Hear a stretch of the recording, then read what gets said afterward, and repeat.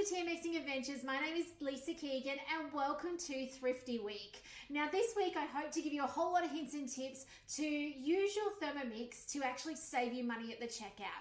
I'm going to give you a whole lot of other things from around our home that we use to actually save money when we need to as well. So first of all, we're starting today with this chicken meatballs and creamy tomato sauce. Now it is a fantastic recipe. It is rated highly. It's actually from the US. It is TM6 only, but don't go away if you're a TM31 and TM5 owner because I'm going to do it for you. I'm actually going to do it manually today anyway, using this as a base, but doing my own version of it. If you really do need a guided recipe, you can actually use the meatballs and tomato sauce recipe. You'll find that on Cookie Doo. Very similar, but with mince. And by the way, mince is another cost saver as well. I actually haven't put any recipes in this week that have mince, you might have noticed. What I am using today is actually chicken. Now I was doing a bit of a comparison of prices at the moment, and you can buy chicken mince for $2 to $6 more expensive than the breast. Okay, now with a Thermomix, we can mince our own meat down. It takes 3 seconds from fresh or frozen. It doesn't take long. So I'm going to show you how to do that today.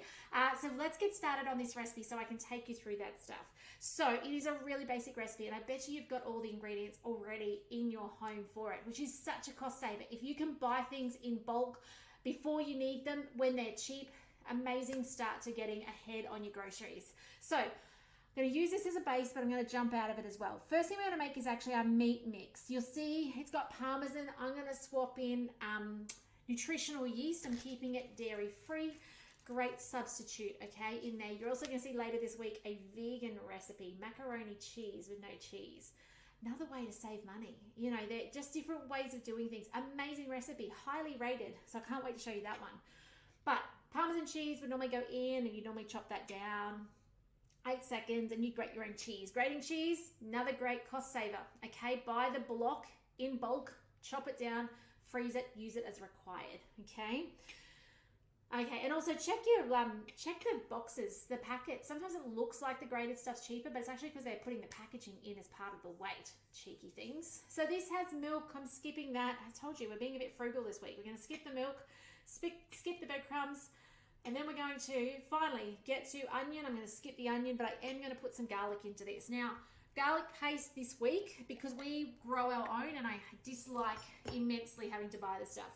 So this is going to be 2 cloves of garlic into this. We're then going next. Some mixed herbs. I actually forgot to bring them in. I'd normally put some mixed herbs into it. Just pretend I have because I forgot to bring them in with me. On with the lid, and normally you'd chop them down, okay? No, don't need to. I've got garlic paste in there. So as I said, I'm skipping through these steps. Scrape down the side with the spatula. Then add the breadcrumbs. Because I'm not adding water and breadcrumbs, it's a different texture. We still do need our egg, which I did forget to bring in with me. I'm going to have to grab that in a second, unless one of my little kitchen fairies are outside listening. But I'll come to that in a minute. We need to add some Parmesan. Now, generally speaking, I add about a tablespoon to any standard dish that asks for cheese. I find it's a good trade-off of flavor is actually to add that Parmesan in. So about a tablespoon. I just use a spatula. By the way, I keep this in the freezer so it keeps indefinitely. It is found at health food shops. Actually, these days your major chains do have it in the health food section. Great when you do need a cheese replacement because you don't have any cheese or you don't want to spend the money on the cheese. Okay, we just keep it. It lasts that's got to be at least a few years old. Okay, all right, egg. I can see one of the children coming in. I'll grab that in a minute, but let's go on with the other bits and pieces. Soy sauce. Now the egg is the binder, by the way. You can go without it, but if you go without it, you'll find it doesn't bind well. So that's not going to work well. I'm looking out there, and there's a little kid out there, but he's not coming inside to help me with the egg. I can't believe I forgot. Now, homemade salt substitute flavor enhancer. Because this is a US recipe, they obviously don't necessarily have such a focus on the veggie stock. A staple, such a cost saver. You can make liquid stock, you can dehydrate this to powdered stock, you can put it in just as a paste, which is what I predominantly do. 1 tablespoon is going to be too strong in meatballs, I can guarantee it. This is the meatballs we're making, so don't follow this recipe for that, okay? 1 teaspoon, which I've only got a knife on hand, so I'm going to approximate, is all you need in there. Okay, we are flavoring our meatballs and we're about to mince. So I'm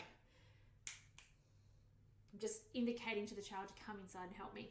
Pepper, I don't have that in here, so I'm going to skip that off. And here we go. This is the part I want to show you, is the actual chicken. Can you grab me an egg, please? Thanks. So we're going to put this chicken in. And I've got actually a sliced up, oddly, I don't think we've ever bought this before, but a stir fry one, because we frequent the shop at night time. We've got a big chain down the road, and if I'm going to buy stuff from them, we do it at night time, right before closing, when everything is marked down, because they want it out.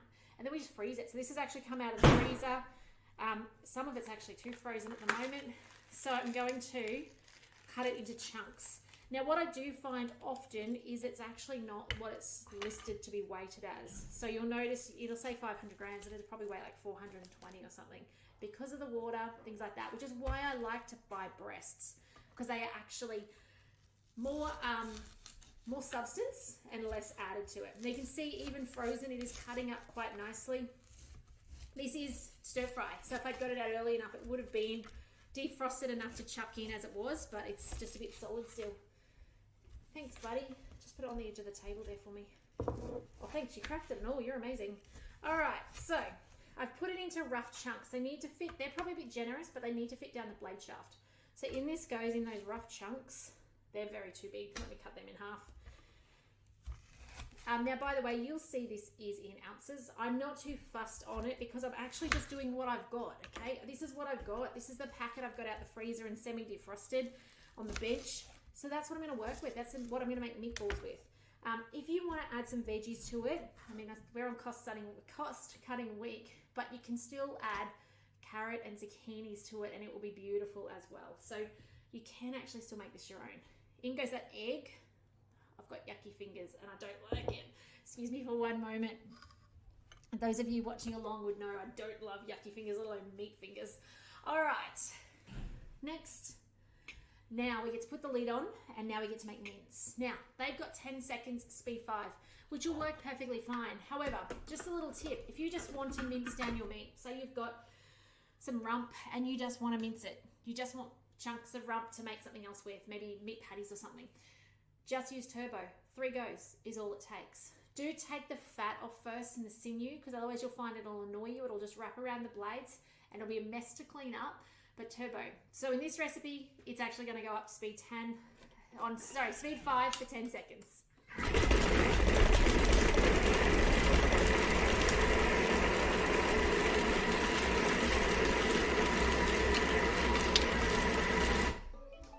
Okay, now that is actually done. So what I'm going to do now is I'm going to put that straight out. Let me just check it is done. Yeah, look at that. Chicken mince. How simple is that? So this is the thing. It doesn't have to be hard to make your own mince, and you know exactly what's in it. I'm going to put it on my Varoma tray because I'm actually going to put those meatballs on the Varoma tray later. So it doesn't matter that I'm making a mess of it. If you don't want the meat juices to run into your tomato sauce that we're going to steam over, you can of course put some baking paper on that tray. Okay, I'm not too fussed about the meat juices running through. All right. And now the thing I love about this recipe is I'm actually about to change it completely, but really it's all going in here now. So I'm going to detour out. Let's do manual cooking. Let's push the home key. You could follow that through guided, or you could jump out to our beautiful meatballs and tomato sauce recipe and do that. Let me put this aside. So into the Thermomix. Love this recipe. Straight in with an onion, a clove of garlic, or in my case, a teaspoon of garlic. And chop it. Okay, what's our chopping speed? Those of you watching along, you'll know it is 3 seconds on speed. 3 seconds, speed 5 or higher. So you can go 7 if you like. 5. Now it would cook. I didn't let it dingle. I stopped it early. This is how I would cook in my kitchen. So I'm going to put 3 minutes on the timer, and we are going to cook that off till it's beautiful. Now you might be thinking, Lisa, you haven't got oil in there. I don't, because I forgot to bring it in. So I'm going to put it on 100 degrees. I'm going to put this on speed 1, and I'm going to push pause on this video while it's cooking for 3 minutes, and I'll dash out, get my oil, be Jamie Oliver. It's going to be about 20 grams of oil in there, which is standard if you are familiar with cooking with your Thermomix and cooking off onion and garlic, which, by the way, check out that chop. How cool is that? You know that's pretty standard, okay? You can scrape down the sides if you'd like. But up to speed 1, and I will return in 3 minutes. I'm going to go put the oil in it now, and I'll return in 3 minutes and we'll do the next step together. So we'll see you soon. Okay, this is just finishing off, but I thought I'd jump online and just tell you what you can be doing. So when you're making these recipes, they're super time efficient because you can actually be preparing the stuff for later now. So if I was in my kitchen next to my sink, I would be with wet hands rolling these meatballs, getting them nicely spaced on the tray to steam for 20 minutes. Now you might be thinking, steamed meatballs, let me tell you, they are next level. They can then be served with something like pasta because we're having Thrifty Week. Pasta is so cheap. Even we use gluten-free pasta. It still makes it a cheap choice. Then mashed potatoes. It could be in some flatbreads that you make, which are going to cost you about 70 cents to make flatbread in your Thermomix. That's if you actually have to go buy the stuff, you know, you'd have to buy a bag of baker's flour and stuff. But if you've got it, it's cheap. It's oil, salt, baking powder, and baking flour. How cool is that? So we have cooked this off. It smells divine in here. Oh my goodness. Now we're going to add our sauce to it for our steaming. So we've got 2 cans of diced tomatoes. You know, relatively cheap. What, 99 cents for diced tomatoes from the supermarket? A little bit cheaper if you buy your 800 gram one. So this is 2 400 grams diced tomatoes. Our tomato plants aren't quite there yet where we can start making big batches of stuff. You'll need your veggie stock. So 1 tablespoon now of veggie stock, okay? Before it was a teaspoon. We're going up to the tablespoon because we've got this beautiful big sauce now. This is the flavor enhancer in the sauce. I didn't get much on that first scoop. Then some pepper. And you know what? Yes, some mixed herbs if you want. If you've got a favorite way of flavoring your tomato sauce, by all means, do that, okay? Really, it's up to you at that point in time. If you want it creamier, add the cream at the end. Don't add it now. By the way, as I said, you could follow that guided recipe if you're a TM6 owner that I had up earlier. Still saved as bookmarks there. But if you're a TM5 owner, meatballs with tomato sauce is a beautiful recipe you can follow, or just wing it like I am. Because once you understand the processes, it's super easy to do so. So now we're going to put this on a 20-minute cook. Okay, that's how long it's going to take to steam these meatballs, but they also have to get up to temperature. You'll notice I'm leaving the measuring cup off because in a second my Varoma is going to go in top. So I'm putting it on Varoma temperature. My Varoma will go here.